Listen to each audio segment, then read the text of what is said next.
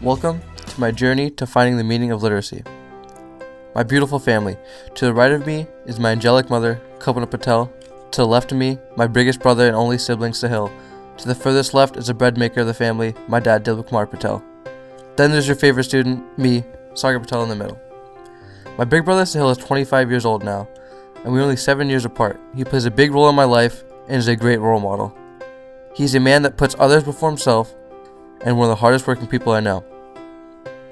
My dad is 56 years old, my mom is 48. They got married in Ahmedabad, India, where my dad was born. My dad moved up to Alaska in search of a job. After getting a job at HMS, my mom moved up to Alaska too. Me and Sahil were both born here, and we've never lived anywhere else. I have only ever lived in one house. This picture depicts my mom and her 3 sisters. My mom is the oldest one out of all of them. In the first picture, to the right of my mom is Mamta, the youngest sister and mother of Nand and Shivani, my cousins from India. To her left is Jagu, the second oldest sister.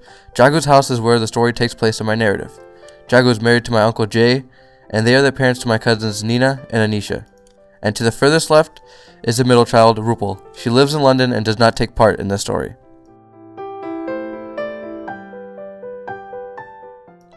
These are the 2 aunts that take part in my narrative.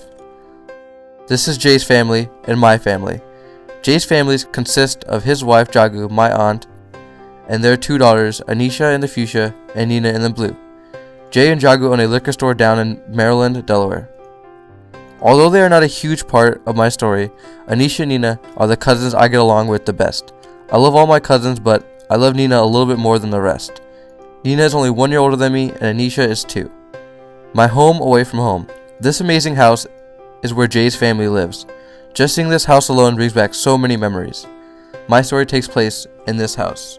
No amount of words can fully describe this woman, my Jaya Ba. Ba meaning grandma. She is my favorite person on this planet, and the mother to my mom and her sisters. She lives to make people happy and she does a great job with it. You can literally feel the happiness that just oozes off of her. It's like she has an aura around her that just makes people happy. She is the ultimate cure for depression. What frustrates me and saddens me is that I can't speak to her because I don't know the Gujarati language. But I can't understand it. I have never been able to have a full conversation with her, and that sucks because I love her with all my heart. Although I can't speak to her, I can laugh and smile with her, and sometimes that's enough. This is the family that caused us to go on the vacation. My Aunt Mamta's family just moved from India to Delaware. She and her husband, my uncle Rajesh in the blue jeans, own a liquor store down in Delaware too. They have 2 kids, Nand in the red and Shivani in the white. These are the pics of Mamta's house in India before they moved to Delaware. Nand is the youngest person on my mom's side of the family. He is in the red in the picture and I'm in the yellow. Talking to Nand during my vacation is what really opened my eyes to what literacy was about.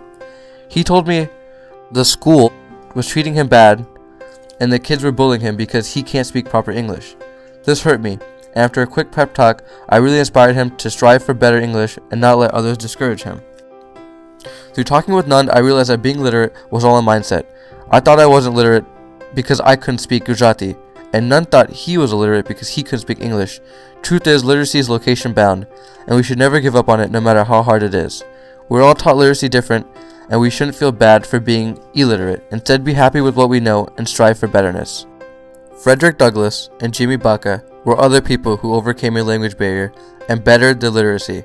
It was hard, but they never gave up and achieved their goals of becoming literate.